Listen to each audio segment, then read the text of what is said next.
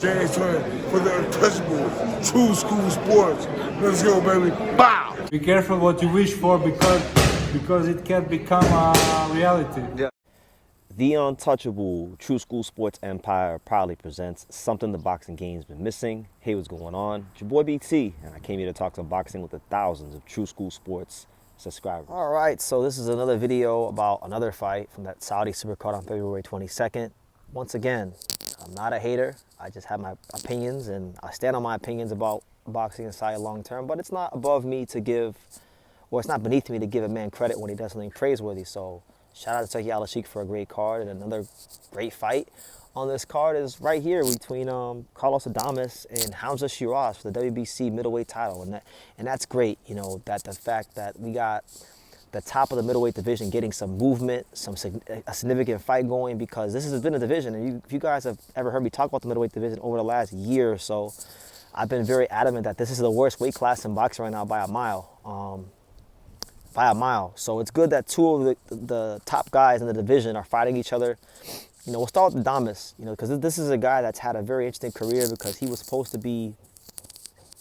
of the most highly touted talents coming out of the Dominican Republic when he was signed to Top Rank, and then you know, he had that terrible night at the office where he got beat up by Patrick Teixeira. Top Rank eventually got rid of him. PBC picked him up. He had to go through a rebuilding process because he wasn't living the life of a fighter. But now, you know, under Salas and whatnot, he's been doing his thing. You know, he's been able to get some good wins against guys like Sergey Derevyanchenko and defend this, and, you know, win the belt, beat Julian Williams, beat Terrell Goucher.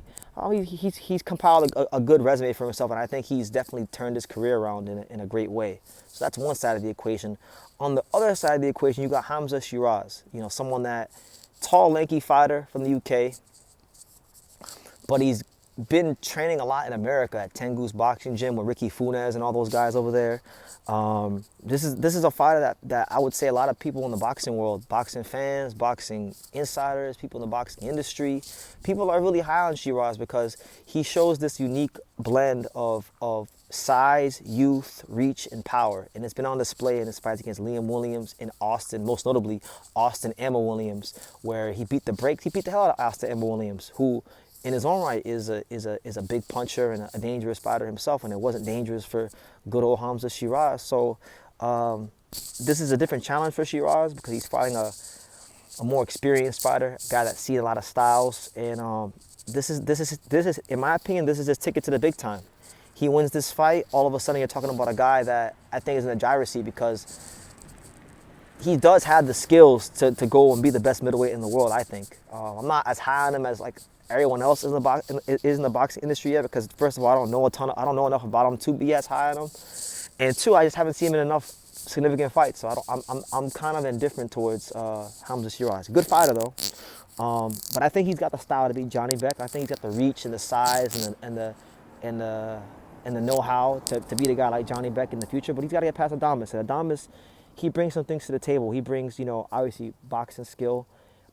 He brings the ability to, he's shown at times in his career, I believe he can switch hit a little bit, he can fight on the inside.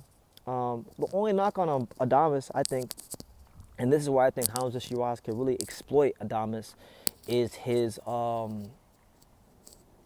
stamina or lack thereof. He doesn't have a great gas tank. So if Sheeraz doesn't land anything big early in the fight, but he can get Adames to those later rounds, let's say in the first 4 rounds, 5, 6 rounds, if he's able to like make him have to fight up the pace.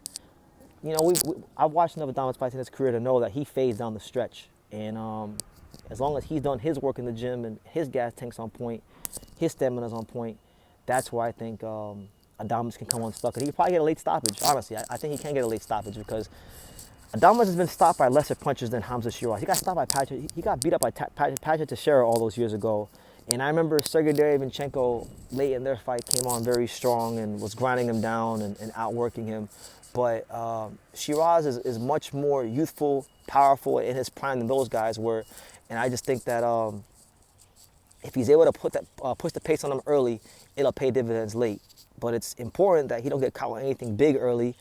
And it's important that he don't let Adames be that slick counter puncher and move around the ring like he likes to be, because Adames can really he can bank rounds. This could be a fight where he uses his experience and his world-class know-how, his world-class boxing IQ to really go ahead and outthink and outfox the young cat, Hamzah Sheeraz, and keep that title. But it's a good fight.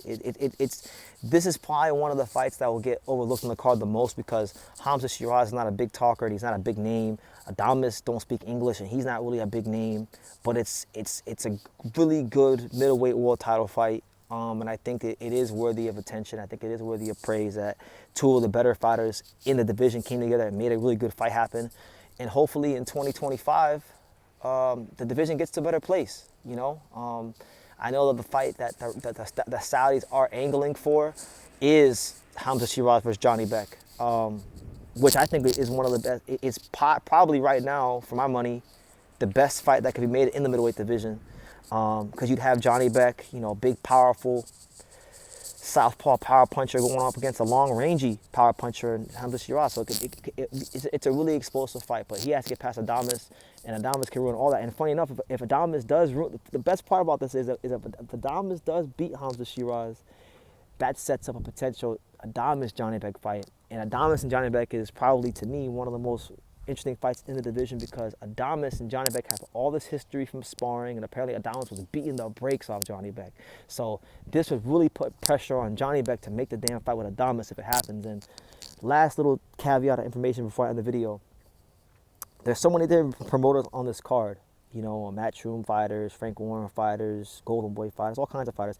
Adames on this card is the lone Al Haymon PBC fighter. So although Al Haymon hasn't sold out to Saudi like the other promoters, he's showing a willingness to let certain guys from his company go fight on Riyadh season if it makes financial sense. So, you know, just a little note there for you guys. But what do you guys think about the fight? Who you guys favoring and why?